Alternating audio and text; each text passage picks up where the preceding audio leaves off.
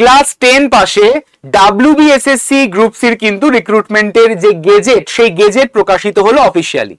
এই গেজেট অনুযায়ী WBSSC group C এক্সামিনেশনের যে নাম্বারের ধরন বা নাম্বার বা মার্কস ডিভিশন যে কেমন হবে সেইটা সম্পর্কে কিন্তু আমরা দেখব এই শর্ট ভিডিওর মাধ্যমে।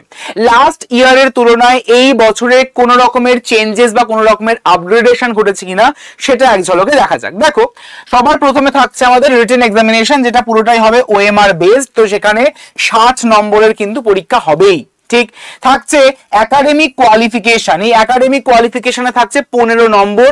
এই 15 নম্বরটাকে ডিভিশন করা আছে আমাদের কিন্তু দুটো ভাগে, একটা একাডেমিক স্কোর হিসেবে যেখানে 10 নম্বর ধরা আছে এবং এক্সপিরিয়েন্স হিসেবে ধরা আছে 5 নম্বর।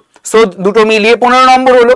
এবং তারপরে থাকছে interview with computer typing and computer proficiency, তো সেটা থাকছে 25 নম্বর। এবং এই 25 নম্বরটাকে দুটো ভাগে ডিভাইড করা, যেখানে ইন্টারভিউতে থাকছে 10 নম্বর এবং আমাদের typing using the computer and computer proficiency মানে টাইপিং টেস্টে থাকছে 15 নম্বর। সো দুটো মিলিয়ে 25, তো সব মিলিয়ে থাকছে 100 নম্বরের পরীক্ষা WBSSC গ্রুপ সির জন্য।